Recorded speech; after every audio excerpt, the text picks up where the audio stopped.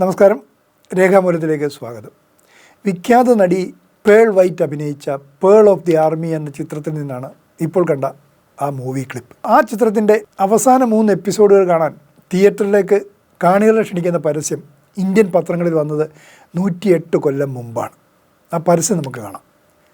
ചെറു സീരീസുകൾ മുതൽ സീസണുകളായി പടരുന്ന മെഗാ സീരീസുകൾ വരെ ഇന്ന് സ്ക്രീൻ നിറയുമ്പോൾ 1 നൂറ്റാണ്ട് മുമ്പ് ലോക സിനിമയ്ക്ക് സീരീസ് ആയിരുന്നൊരു ബാല്യമുണ്ട് എന്ന് ഈ പരസ്യം ഓർമ്മിപ്പിക്കുന്നു. ഒരു സിനിമ കണ്ടു തീർക്കാൻ 1-1.5 മാസത്തിൻ്റെ കാത്തിരിപ്പ് വേണ്ടി വന്ന നാളുകൾ. സിനിമയുടെ പിറവി മുതൽ 4 പതിറ്റാണ്ട് നീണ്ട ഈ സിനിമാ സീരീസ് കാലം ഇന്ത്യയിലെ തിയേറ്ററുകളെയും സജീവമാക്കിയിരുന്നു. ഈ പരസ്യങ്ങളിലൊന്ന് 1917 സെപ്റ്റംബറിൽ മുംബൈയിൽ ഇറങ്ങിയ ബോംബെ ക്രോണിക്കൽ പത്രത്തിലേതാണ്.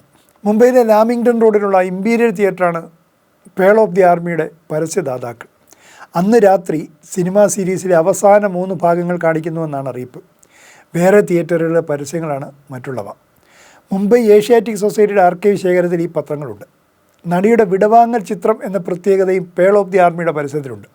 ഗംഭീരമായ വമ്പൻ രംഗങ്ങൾ ഉൾപ്പെടുത്തിയിരിക്കുന്നു. കടലിനടിയിലെ മൈൻ സ്ഫോടനം, പാലങ്ങൾ തകർക്കുന്ന രംഗങ്ങൾ, സൈലൻ്റ് മെനസ് ആരാണ് എന്ന ഞെട്ടിക്കുന്ന വെളിപ്പെടുത്തൽ എന്നിവയാണ് ആകർഷക ഘടകങ്ങളായി വിവരിക്കുന്നത്. ഈ ചിത്രം 15 എപ്പിസോഡുകളായിരുന്നു.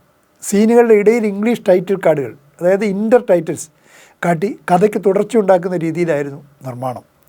ഒരു ദിവസം 3 എപ്പിസോഡുകൾ ഒന്നിച്ച് കാണാം. അടുത്ത 3 അടുത്ത ആഴ്ച അതേ ദിവസം. ഇന്ത്യയിൽ മുഖ്യമായും മുംബൈയിലെ തിയേറ്ററുകളിലായിരുന്നു സീരീസുകൾ പ്രദർശിപ്പിച്ചിരുന്നത്. ഇന്ത്യയിൽ 1913 രാജാ ഹരിശ്ചന്ദ്രയോടെ തുടക്കമായെങ്കിലും സീരീസുകൾ ഉണ്ടായില്ല. പനാമ കനാലിൻ്റെ രഹസ്യ സൈനിക വിവരങ്ങൾ ചോർത്തുന്ന സൈലൻ്റ് മെനസ്, രഹസ്യ ശല്യക്കാരൻ എന്ന പട്ടാളച്ചാരനെ പറ്റിയുള്ള അന്വേഷണമാണ് പേൾ ഓഫ് ദി ആർമിയുടെ കഥാതന്തു. പേൾ വൈറ്റാണ് നായിക. സീരീസുകളിലെ രാജ്ഞി എന്നറിയപ്പെട്ടിരുന്ന അവർ നിശബ്ദ സിനിമകളിൽ നിന്നാണ് സീരീസിലെത്തിയത്. പരസ്യത്തിൽ അവരുടെ അവസാന ചിത്രം എന്ന് പറഞ്ഞിരുന്നുവെങ്കിലും 7 വർഷം കഴിഞ്ഞ് 1931 പെരിൽ ഓഫ് പാരീസ് എന്ന സിനിമയിലാണ് അവർ ഒടുവിൽ അഭിനയിച്ചത്. അമേരിക്കൻ സിനിമയിൽ 1912 മുതൽ 1956 വരെ ഉണ്ടായിരുന്ന സീരീസ് സിനിമകൾ 1914 ഏറ്റവും ജനപ്രിയത നേടിയെന്ന് പഠനങ്ങൾ കാണാം. ഇന്ത്യയിലും ഈ കാലത്ത് മുംബൈയിലെ തിയേറ്ററുകളിൽ ഈ ചിത്രങ്ങൾ പ്രദർശനത്തിനെത്തുകയായിരുന്നു. സിനിമയ്ക്ക് ശബ്ദം കിട്ടിയപ്പോഴും സീരീസുകളുണ്ടായി. ആദ്യകാലത്ത് മിക്ക സീരീസുകളും സമാനമായ കഥക്കുറ്റികളിൽ തിരിഞ്ഞു. സാഹസികയായ നായിക അപകടത്തിൽ നിന്ന് രക്ഷിക്കാനെത്തുന്ന ഭാവി ഭർത്താവ്, നായികയുടെ അച്ഛൻ്റെ, മിക്കപ്പോഴും വളർത്തച്ഛൻ്റെ മരണം ഒക്കെ സ്ഥിരം ചേരുക. പിന്നീട് കുറ്റാന്വേഷകരും പോലീസുകാരും ഒക്കെ സ്ക്രീനിൽ വന്നു. പേൾ വൈറ്റിനെ കൂടാതെ റൂത്ത് റോളണ്ടിനെ പോലെ വേറെയും നായികമാർ.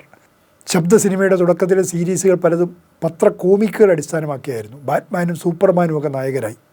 ആദ്യഘട്ടത്തിൽ 20 ഭാഗം വരെ നീണ്ട സീരീസുകൾ പിന്നീട് 15ഉം 12ഉമായി കുറഞ്ഞു. ഓരോ ഭാഗവും ആകാംക്ഷയുടെ മുൾമുനയിലാണ് നിർത്തുക. അടുത്ത ആഴ്ച അടുത്ത ഭാഗത്തിനായി കാണികൾ തിയേറ്ററിലെത്തും എന്നത് ഉറപ്പാക്കി.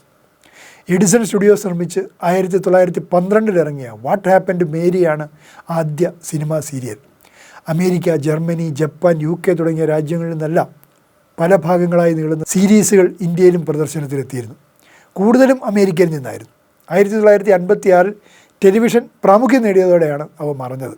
ഏറ്റവും ഒടുവിലൊരു സീരീസ് തിയേറ്ററിലെത്തിയത് 1957 ജാപ്പനീസ് ചിത്രമായ സൂപ്പർ ജയൻ്റ് ആയിരുന്നു അത്.